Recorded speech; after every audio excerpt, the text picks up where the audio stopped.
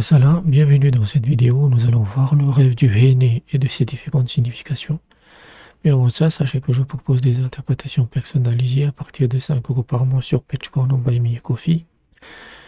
Pour ce prix-là, vous avez des interprétations illimitées pour le mois en question. Vous pouvez vers aussi un don unique de ponctuel via Xoom qui se base sur PayPal ou Western Union.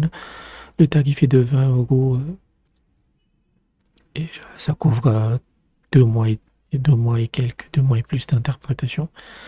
Vous pouvez me contacter sur WhatsApp avec le numéro qui s'affiche à l'écran et si vous me contactez la première fois, la première interprétation est gratuite. Tous les liens et les informations sont dans la description. Je réitère aussi l'appel pour le soutien financier pour mes besoins médicaux.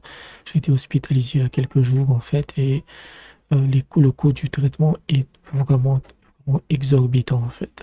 Le moindre médicament coûte très très cher, donc je dois réunir une somme autour de 300 euros. Et je fais appel à votre soutien, n'importe quel montant peut convenir, donc vous devrez me l'envoyer par Xoom ou Western Union, parce que comme ça j'ai l'argent directement. Xoom, n'oubliez pas que si vous avez PayPal, Xoom va marcher. Si vous êtes en Europe, par exemple aux États-Unis, vous pouvez me contacter sur WhatsApp par rapport à ça et on peut tout à fait s'arranger sur des offres d'interprétation sur le long terme. Donc j'ai vraiment besoin de vous, c'est urgent, ça devient gravissime. N'oubliez pas que pour un bienfait, alors vous en donne gratis. Donc j'espère que vous répondrez à mon appel et en comptant sur votre générosité. Donc hier, on avait fait le rêve du tatouage. Et on va voir que le henné est un peu similaire en fait. Le henné, hein, pour ceux qui ne savent pas, c'est la teinte temporaire que généralement les femmes se mettent au Moyen-Orient. Le henné pour un homme représente ses outils de travail. Cela signifie aussi la parure et l'argent, la prospérité ou les enfants. Si un homme voit ses mains teintes au henné dans un rêve, cela signifie qu'il continue de louer Allah. Si seule la main droite est teinte au henné, mais qu'elle semble moche dans le rêve, cela signifie qu'il pourrait commettre un meurtre. Se teindre les mains avec du henné dans un rêve signifie également ne pas exposer ses bonnes et ses mauvaises qualités en public, ou cela pourrait signifier qu'il livre sa marchandise ou son travail dans n'importe quelle condition, sans reconnaître de blâme, de faute, ou de reconnaître son comportement inapproprié avec ses clients. Et ça se connecte avec le rêve du tatouage. S'il y a de mauvaises pratiques commerciales, ça signifie que soit vous bâclez votre travail, soit vous le faites n'importe comment en fait, et quand vous n'acceptez pas le moindre blâme en fait. Si les mains sont tatouées au henné dans un rêve, cela signifie qu'il triche pour gagner de l'argent et que cette tricherie sera révélée et que ses adversaires se réjouiront de son malheur. Si une femme voit tout son corps teint avec du henné dans un rêve, c'est tout le corps qui est teint. Cela signifie avoir de bonnes relations spirituelles et physiques avec son mari.